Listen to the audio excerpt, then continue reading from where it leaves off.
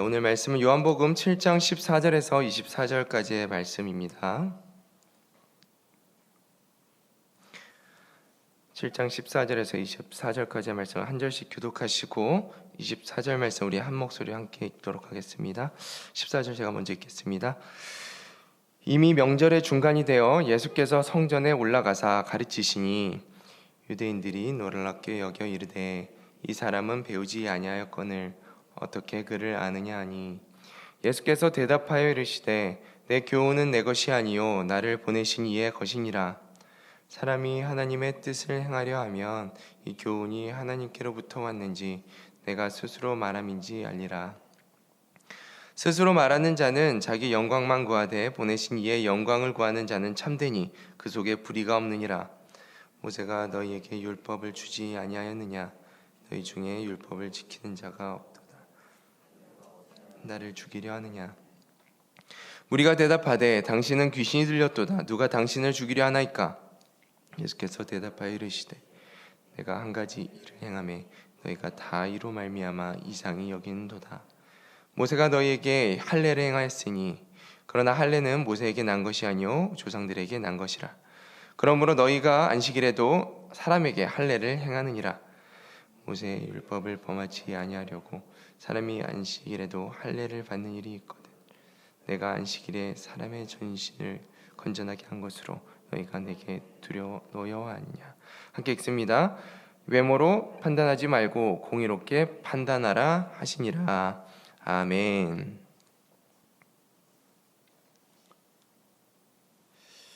네, 오늘도 아침에 하나님의 말씀을 깨닫는 은혜가 우리 안에 있기를 축복합니다. 오늘 말씀을 통해서 하나님은 율법의 본질이 무엇인가에 대해서 설명하고 있습니다. 하나님의 말씀 그 본질에 집중하라고 오늘 말씀을 통하여 가르치고 계시는 것이죠.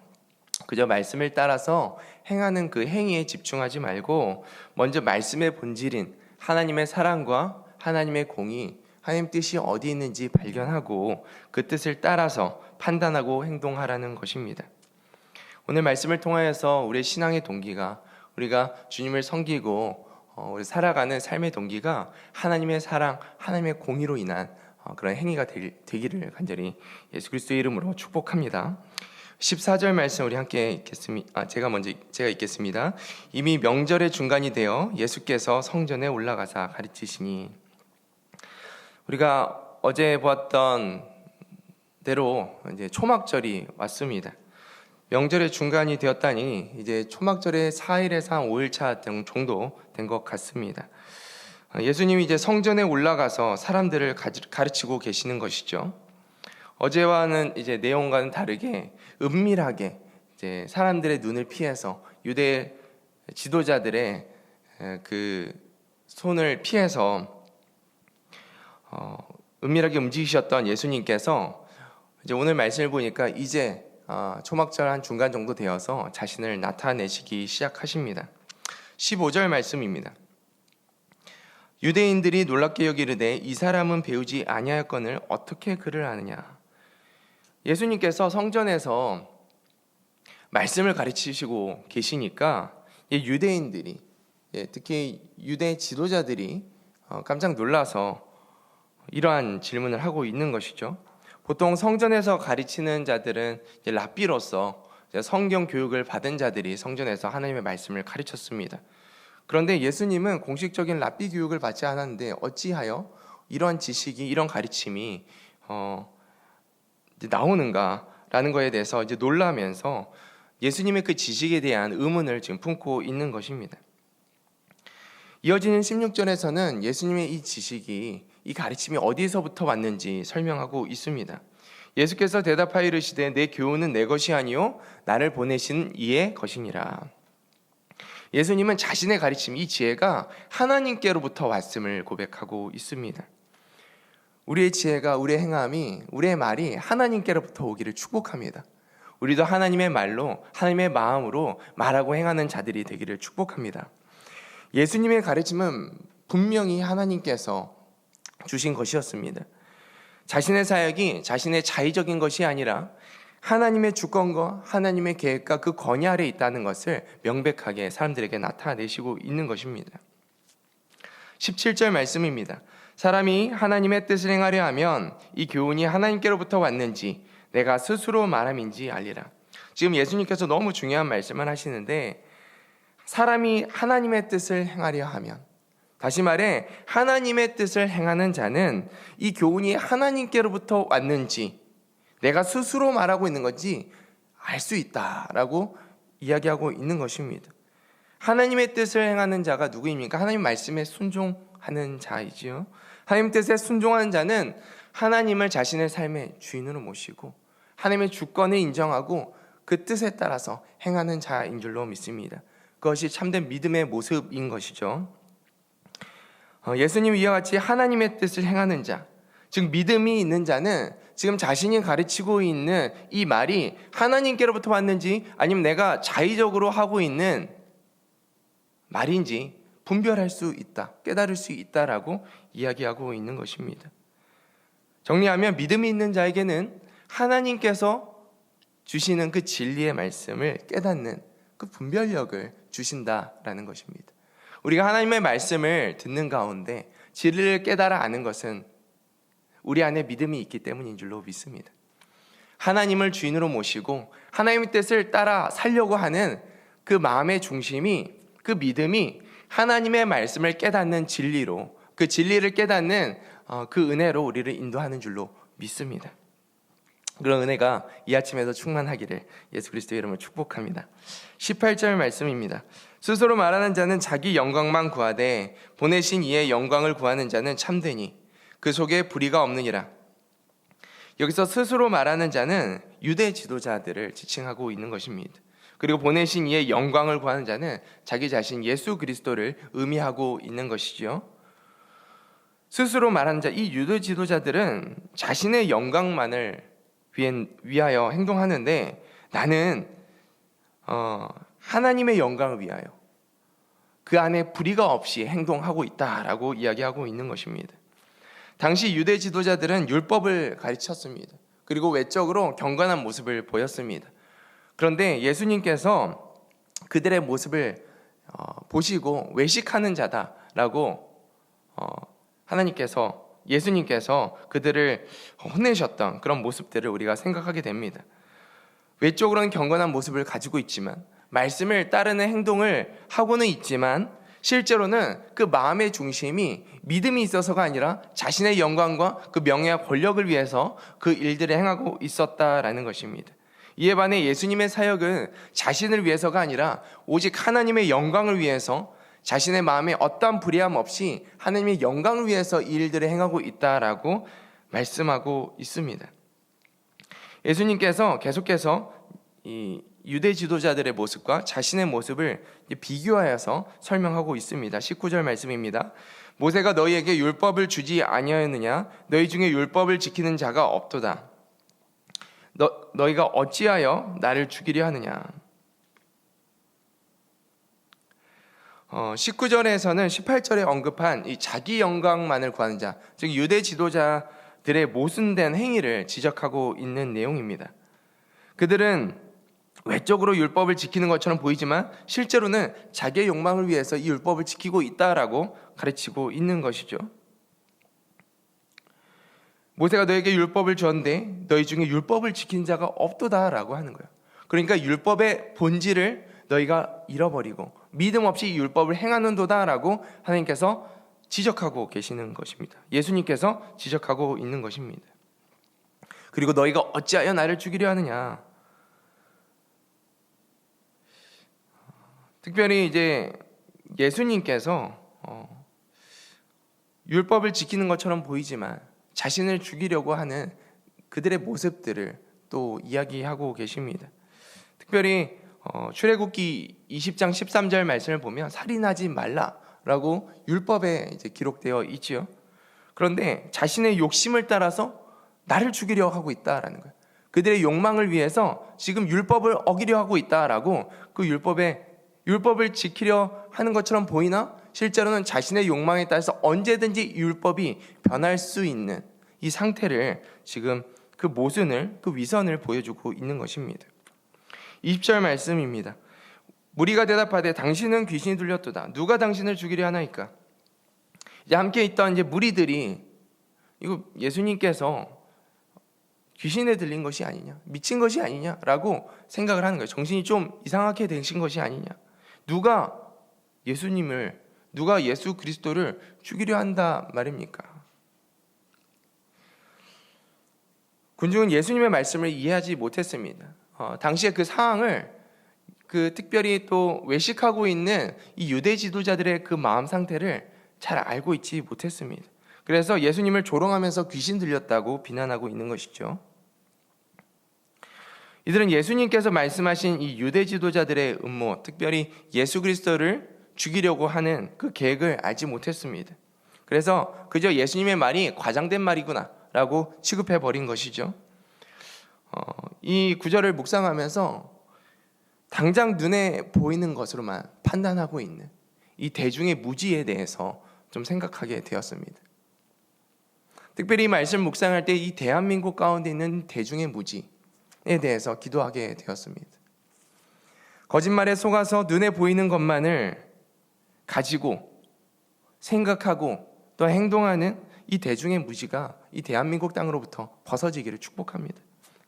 진리 하나님 이 땅 가운데 임하여 주셔서 유대 지도자들 같이 자신들의 욕심을 위해 거짓으로 선동하는 무리들이 속히 무너지게 하여 주시옵소서. 진리를 알고 행동하는 국민들이 깨어나게 하여 주시옵소서라고 우리가 이 새벽에 함께 기도하는 시간을 가졌으면 좋겠습니다. 21절 말씀입니다. 예수께서 대답하여 이르시되 내가 한 가지 일을 행하매 너희가 다 이로 말미암아 이상히 여기는도다. 예수님께서 자신을 죽이려고 하는 이 유대 지도자들의 그 배경을 지금 설명하고 있는 것입니다. 한 가지 일은 안식일에 행하였던 그 요한복음 5장 1절에서 9절 말씀에 안식일에 병자를 고치신 사건을 의미하고 있는 것입니다. 당시 예수님께서 안식일에 병자를 치유하신 일은 유대 지도자들에게 아주 큰 논란이 있었습니다. 어떻게 6월절에 아무 일도 하지 않아야 되는 이 6월절에 병자를 고칠 수 있는 것인가? 이 일로 인하여서 유대 지도자들이 예수 그리스도를 죽이고자 모의를 한 것이죠.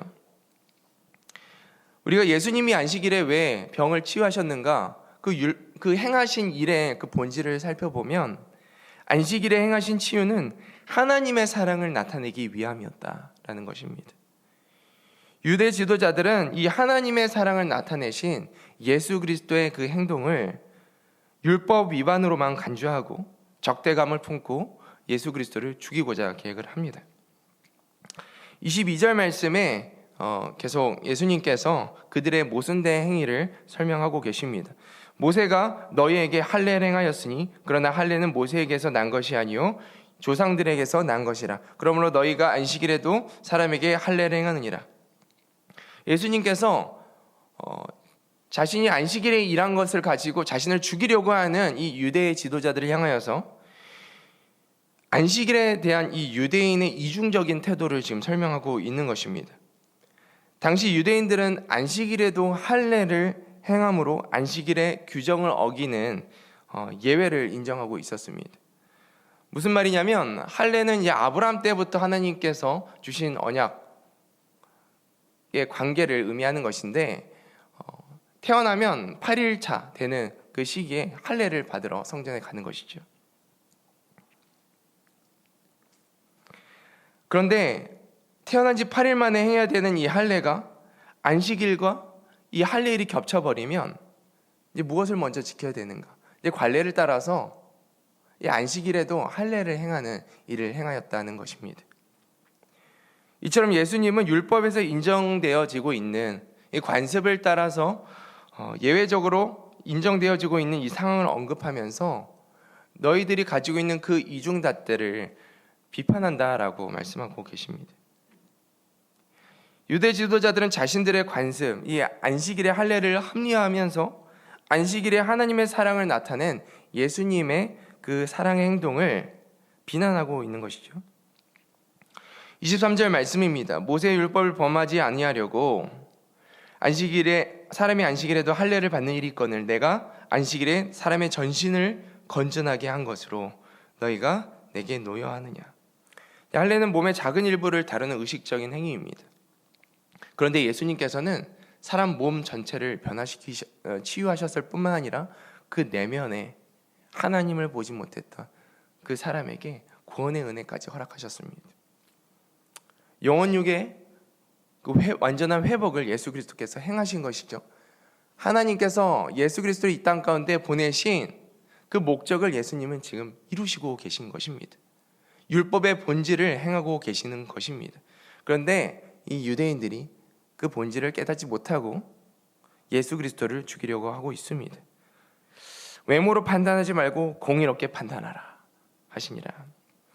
예수님은 마지막으로 유대인들에게 겉모습이나 표면적인 이 율법 행위에 얽매이지 말고 그 율법의 본질, 하나님께서 너에게 율법을 주신 그 이유, 즉 하나님의 공의와 하나님의 사랑을 행하라. 그것을 따라서 판단하고 행동하라 말씀하십니다. 말씀을 정리하면서 한 가지 우리가 묵상 포인트를 나누고 이렇게 기도했으면 좋겠습니다. 하나님은 오늘 말씀을 통해서 율법의 본질에 집중하라 말씀하십니다. 율법의 본질은 앞서 말씀드렸던 것처럼 하나님의 사랑이고 하나님의 공의입니다.